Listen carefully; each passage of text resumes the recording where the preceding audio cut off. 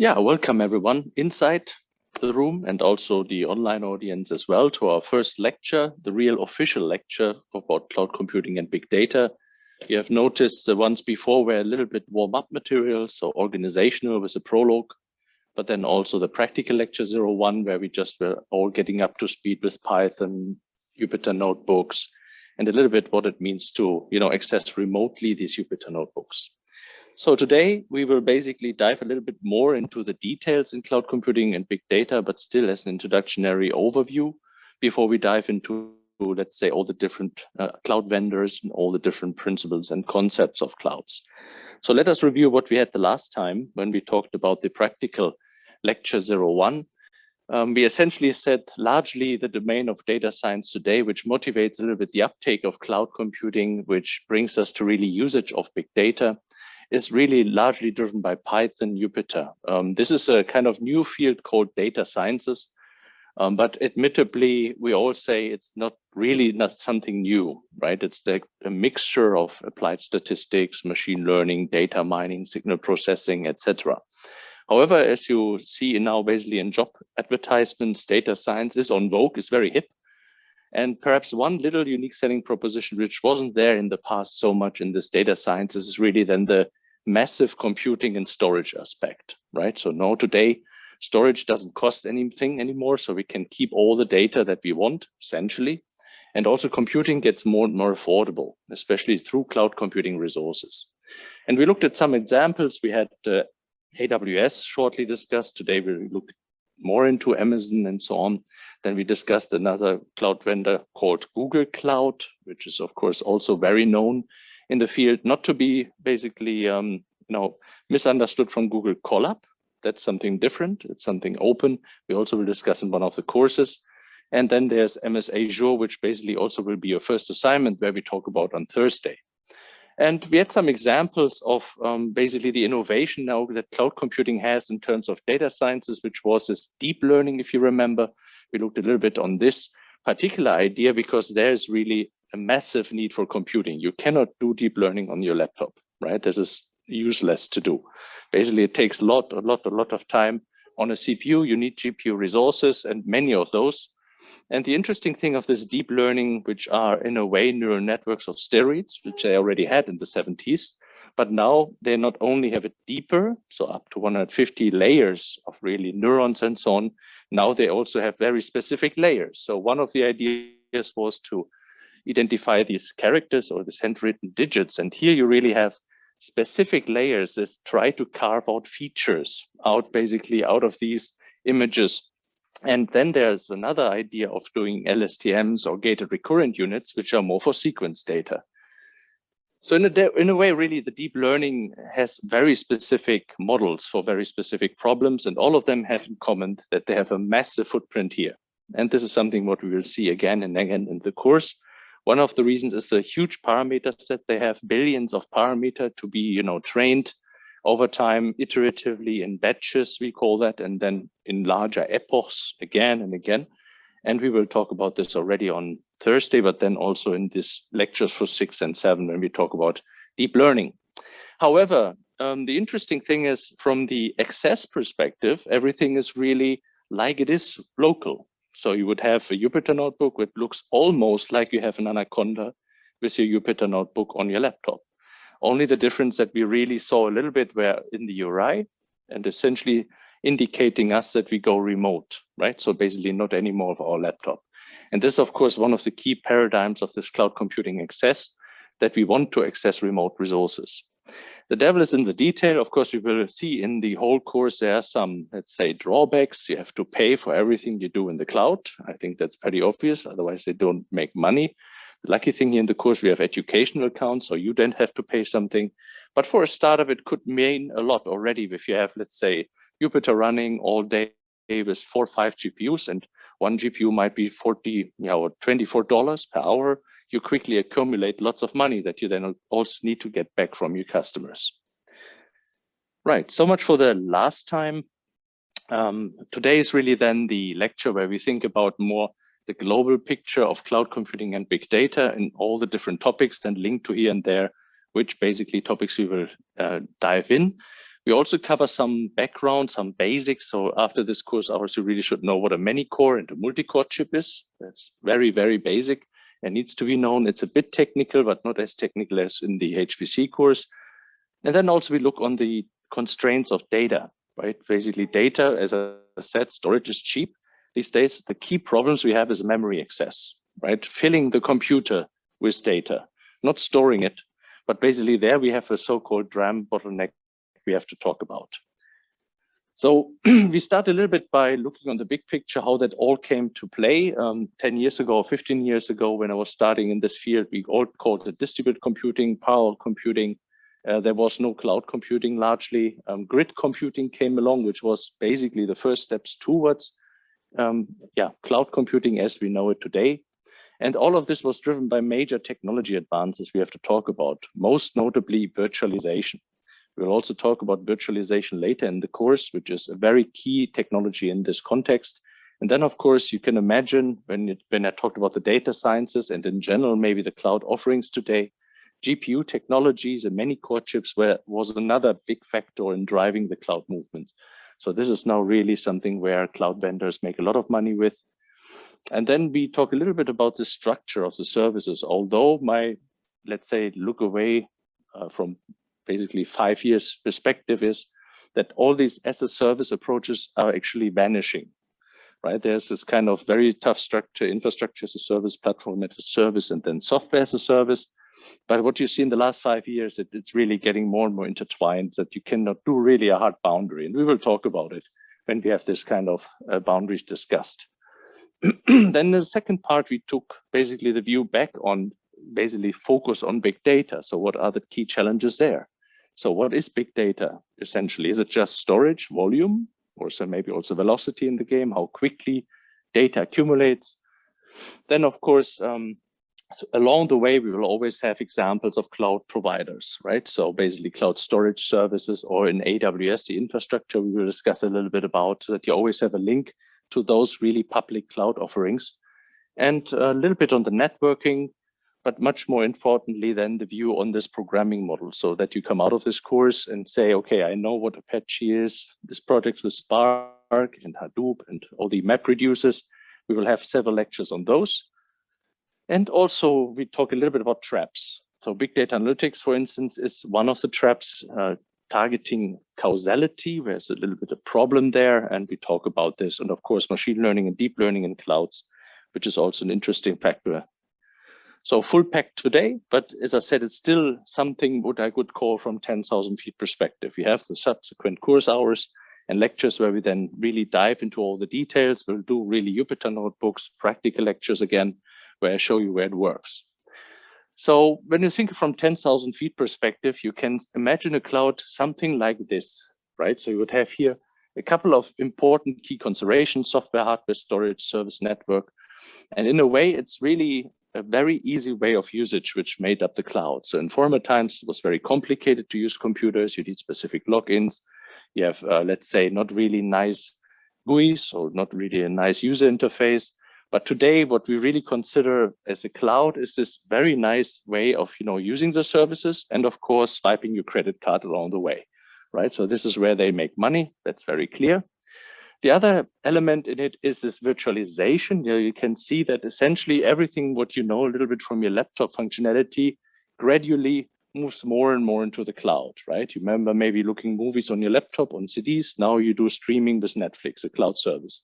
So all of these services gradually in the last 10 years really moved basically in the cloud, from online billing up to data backups. Everything which your MP3 collection has was basically now removed and is probably Spotify or services like that. So essentially, this is a big factor. Everything is somewhere centralized, which of course makes it convenient to access, but has also, of course, challenges in terms of, they have control over your data and things like that. When you think how we started with this, with cloud computing, this was largely in distributed computing. So essentially saying there were already lots of research done in so-called high performance computing clusters. You see that they are basically differentiated from high throughput computing clusters, that the network interconnect is, let's say, very tight and extremely costly. So weather forecast is, for instance, something you do on these because you really need the interconnections between the different cores. That's something what I teach in the HPC course, therefore. And HTC resources are more like opportunity for really large throughput of data where the interconnection essentially of all the cores don't really make a big difference. An example would be if you were to crawl all the different documents and would identify all the sport events, maybe in 1,000 or million documents, you can do this in parallel. And at the end, you just summarize and you have seen so many events.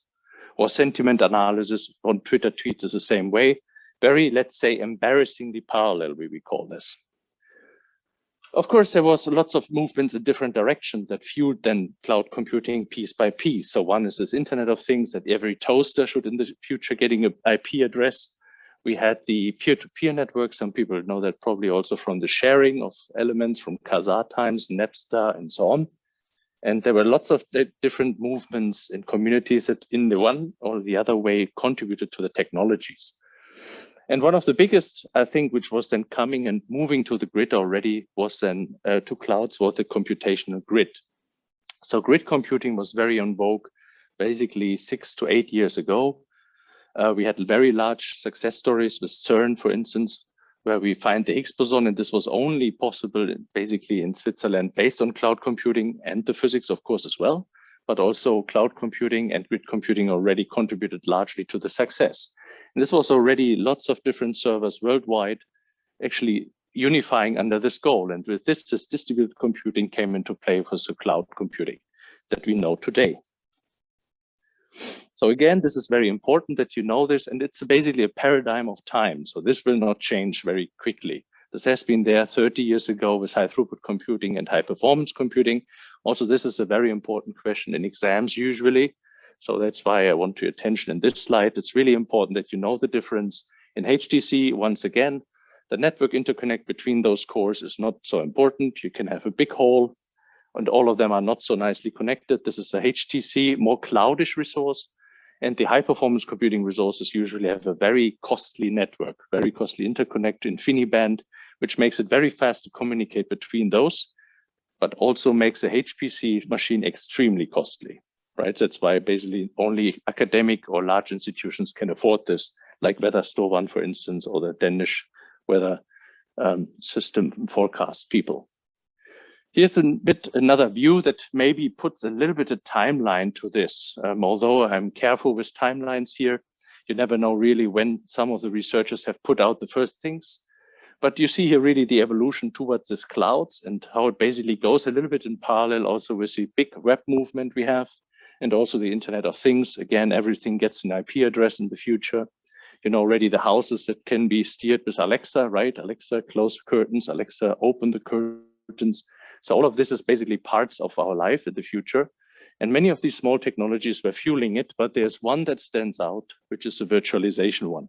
So this was really one of the key ideas. That's why we spent also much more time in one of the subsequent lectures, where you really decouple essentially the physical running of software from the virtualized environment. And this enables you lots of open doors and opportunities for cloud computing resources. Now, cloud systems from everyday life, I think you have mostly heard from some of those, I believe from Google up to Amazon, you have heard about it. People use Facebook. Maybe I can ask who's using Facebook just for curiosity. Yes, okay, not everyone, interesting. Because there, of course, there are big debates about data security. We'll also talk in one of the lectures, which is interesting. Also, when you think about European versus American clouds, there are some interesting aspects about this that we also will talk about then in the course. But essentially, you see they have actually penetrated in all our life areas. There's almost nothing anymore where you cannot basically have a cloud service if you want to, right? And in a way, it's also very hard to collaborate with teams in software engineering or wherever you go when you're not in the cloud. So you would be isolated and not really can work together on Google Documents or basically using some cloud services or entertain yourself with Spotify, for instance. Now, when you think about parallel computing, just a little bit of detail for the terminologies, I think centralized computing means essentially here a little bit the opposite of cloud computing. But centralized computing would have a big computer. This was done basically in the 70s, 60s before, very old terminology, just so you to get the idea right. There was a big computer, many data centers. This was a little bit, let's say, a really homogeneous system as well. Now the trend moves to more modular supercomputing systems that you have basically here, where one system is still a bit centralized, but has different modules to actually serve the needs of different users. We discussed already in the prologue, I think, the data analytics modules. It's more for data analytics, Spark, Hadoop. Also GPUs are there. Then the booster is good for scaling out in deep learning. So all of these different parts of the modular supercomputers have basically their own way of operation. And the way how these systems are used, and also in the cloud, many systems are used, is using a paradigm called parallel computing. So parallel computing is something which has nothing to do with the resource as such, but rather using it in a parallel way. Instead of just, being in one small laptop with a couple of cores, you always have to consider that you hop another node, and going bigger and bigger, and using, let's say, many nodes of a data center.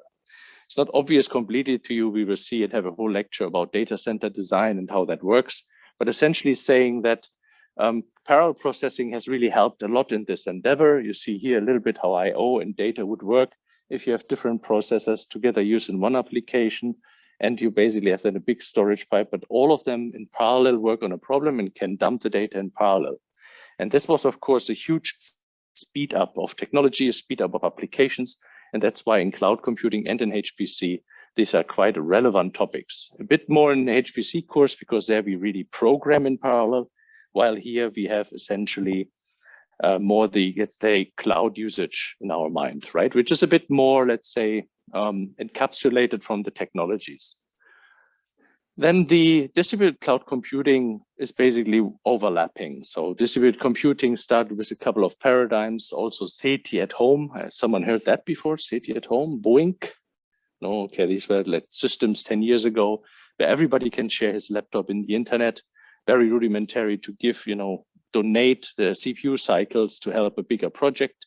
This is still ongoing, but was basically very popular distributed ideas.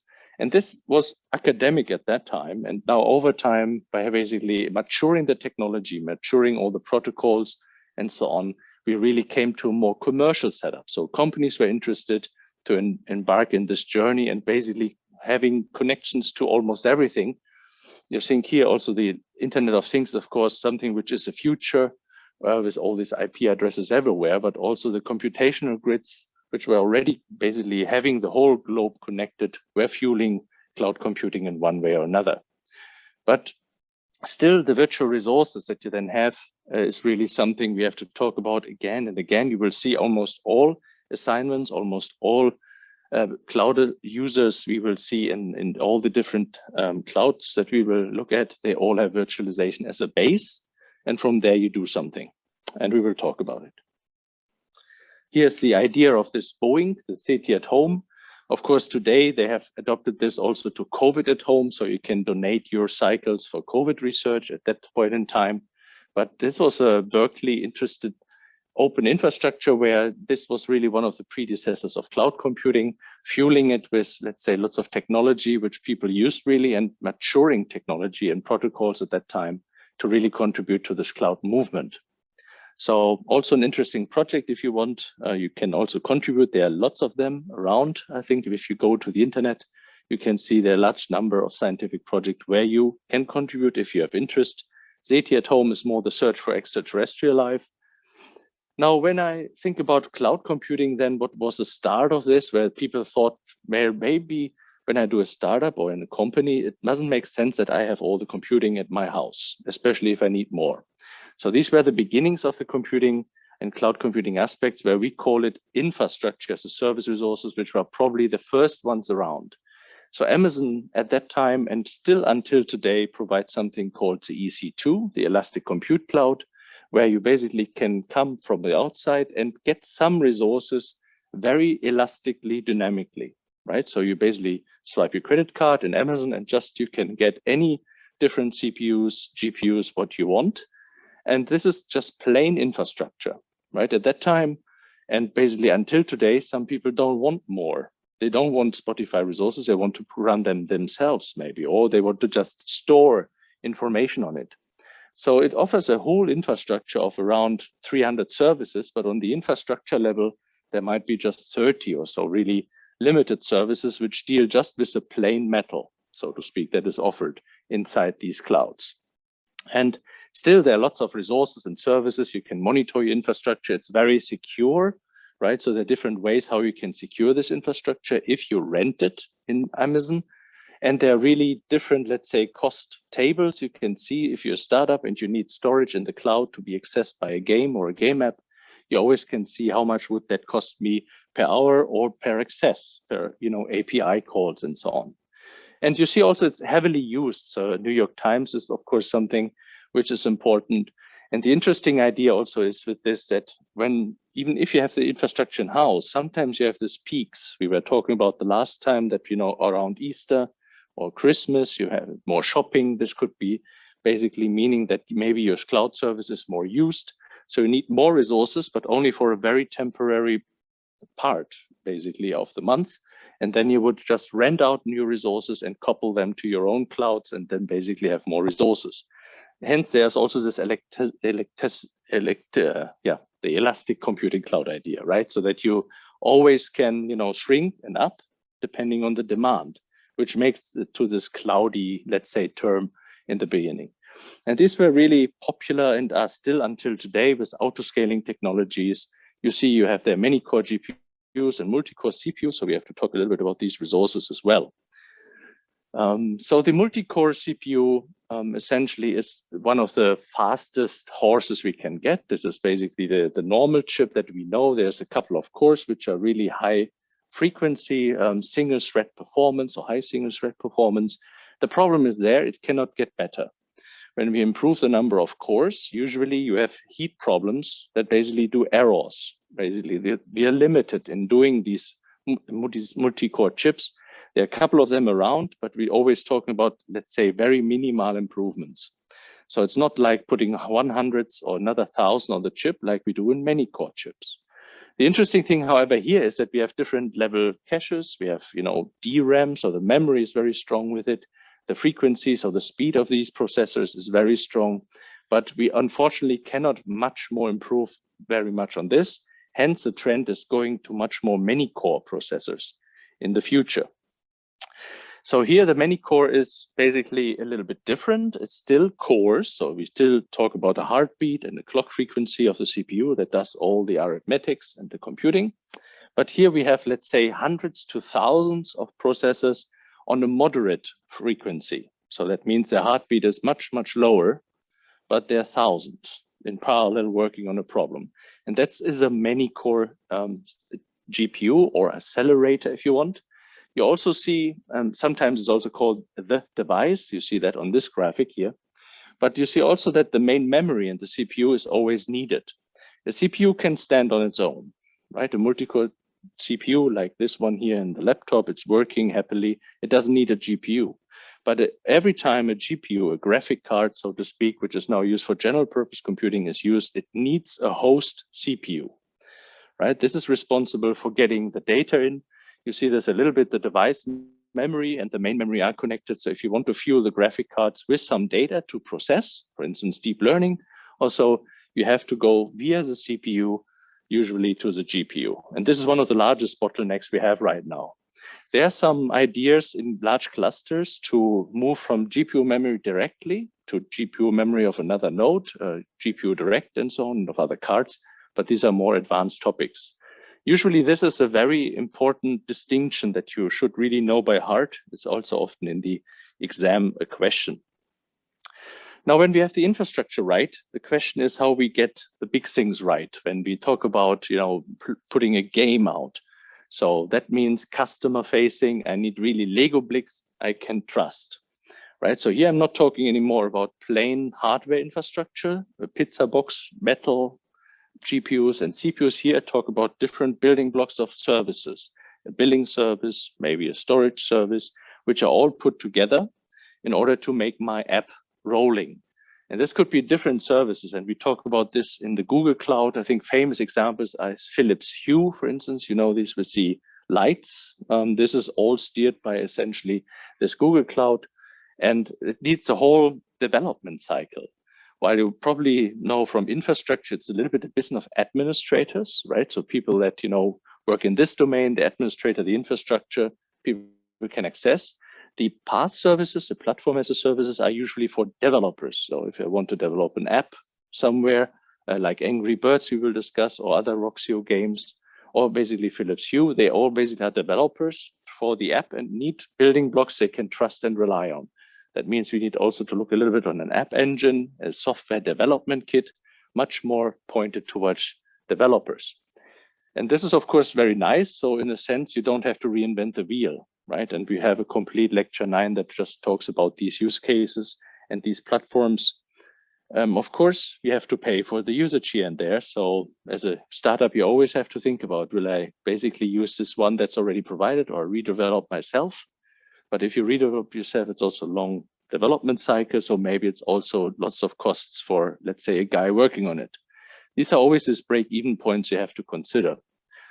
Another point is what you have to consider when you do your own apps at home or as a startup, the scalability by design, right? So in a sense, you see here, for instance, the Angry Birds, which was a totally failure in the beginning, right? So it was a soccer game from this company, wasn't working, failed. Then they did the first Angry Birds app, failed. And suddenly it was getting exponential growth, right? Now everybody knows Angry Birds. It was films, movies, everything is Angry Birds, but they had to scale with the users suddenly. And for this, of course, it is good to be already on the cloud because it scales for you with the demand. It's very easy to get a couple of resources to it when your users basically increases from 10,000, 20,000, 30,000 very quickly. And that's why basically it's, of course, good to think about this. On the other hand, it is costly, right? So of course, Angry Birds has to put some share away also to the cloud providers. It's not only when you buy the app that they get all the profits. They have to also infrastructure for that.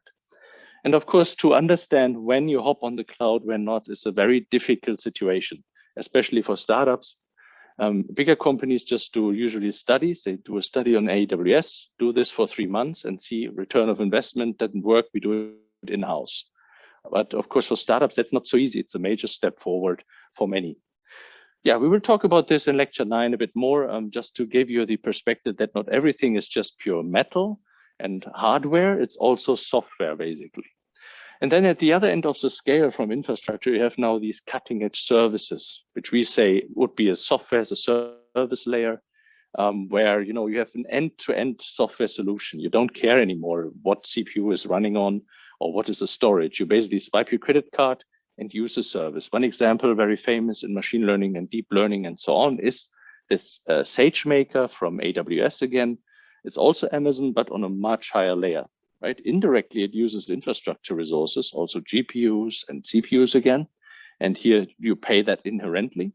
But the software is on such a high level that you just have an interface to work with. So you're not worrying about any configuration, essentially.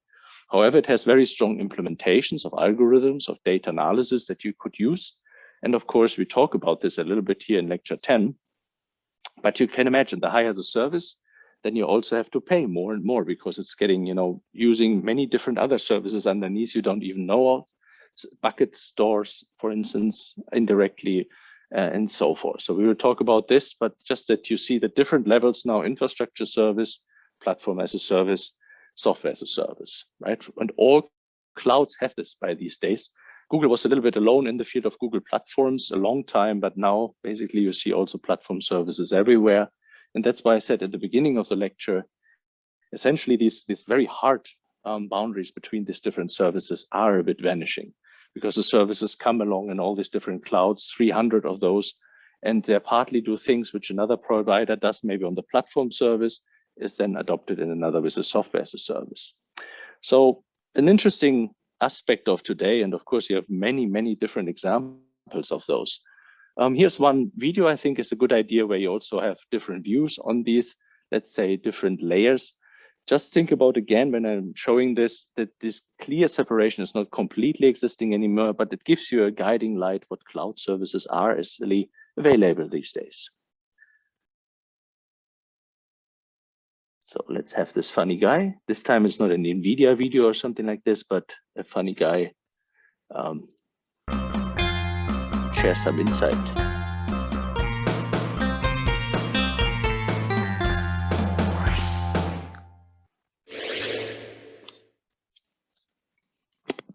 Welcome to another cloud computing video from explainingcomputers.com. Cloud computing is where software applications, data storage and processing capacity are accessed over the internet. To explain how this works in practice, in this video I'm going to examine the 3 ways to cloud compute. The 3 building blocks of cloud computing are Software as a Service or SaaS, Platform as a Service or PaaS, and Infrastructure as a Service or IaaS. All of these allow users to run applications and store data online. However, each offers a different level of user flexibility and control. In basic terms, SaaS allows users to run existing online applications. PaaS allows users to create their own cloud applications using supplier-specific tools and languages. And IaaS allows users to run any applications they please on cloud hardware of their own choice. Okay, that might right now still be as clear as stagnant pond water. So let's work through it again in more detail. Software as a Service or SaaS is the easiest way to cloud compute and is where off-the-shelf applications are accessed over the internet. So, for example, Google, Microsoft and Zoho each offer an online word processor, spreadsheet and presentation package. There are also some great creative SaaS tools including Pixlr, Jcut and Avery, as well as dedicated business applications from employees, NetSuite and Salesforce. The advantage of SaaS is that all applications are free or charged on a subscription basis. SaaS applications are also accessible from any computer on the internet and are excellent for collaborative working. This said, in business there are many situations where a generic application will not suffice. Platform as a Service or PaaS provides an environment and a set of tools that allow users to create their own new online applications. For example, Google have a product called App Engine that enables anybody to develop, run and maintain their own web applications on Google's infrastructure. Microsoft also has a PaaS offering called Azure that allows users to develop and run Windows applications in Microsoft's region of the cloud. Salesforce is also a big player on the PaaS landscape with an offering called Force.com. Both Google App Engine and Force.com also currently allow one application to be built and hosted for free. All PaaS offerings allow users to create new online applications very rapidly at low cost. Such applications may also be used privately within just one business or made available publicly. This said, adopting PaaS is restrictive technically, as it limits developers to the programming languages and other tools that their PaaS provider has on offer. There is also the risk of vendor lock-in, as applications built on one provider's platform cannot be moved to another. Infrastructure as a Service or IaaS allows a business to run whatever applications it requires on a supplier's cloud hardware. This means that existing applications can be migrated from a company data center in order to reduce IT costs. The fundamental unit of cloud infrastructure is the server. Today, servers can also be physical or virtual. Physical servers are discrete individual computers. In contrast, so-termed virtual server instances are software-controlled slices of real physical servers that are shared amongst many users via a process called virtualization. Depending on the types of servers involved, IaaS comes in 4 categories. Firstly, there is the most secure and costly option of the private cloud, which is where a specific number of physical servers are dedicated to one customer. Secondly, we have dedicated hosting, where a customer rents physical servers on demand with the cost and number of servers always matching their requirements. Thirdly, there is hybrid hosting, where a mix of physical servers and virtual server instances are rented on demand in an effort to reduce cost and further increase flexibility. Finally, we have cloud hosting, where a customer rents virtual server instances on demand and often on an hourly basis. Several companies are now operating in the IaaS marketplace. For example, Amazon offers a number of cloud hosting products that enable a variety of virtual server instances to be purchased by the hour. These can be launched in minutes using an Amazon Machine Image or AMI, configured either to customer specification or containing software from Oracle, Sun, IBM or other suppliers. Alternative IaaS providers include Rackspace, who offer all hosting categories from private clouds to cloud hosting, and GoGrid, who offer cloud hosting, hybrid hosting, and dedicated hosting solutions. Anybody wanting to understand cloud computing has to get to grips with its fundamental building blocks of software as a service, platform as a service, and infrastructure as a service. More information can be found on explainingcomputers.com/cloud or in my book, A Brief Guide to Cloud Computing. But now that's it for another video, and I hope to talk to you again very soon. Right, okay. Someone knows the website for some other element. He has quite some subscribers. It's impressive. But yeah, essentially that was summarizing already the first part of the lecture. The question is now if you have any questions before we dive into the material of the second lecture.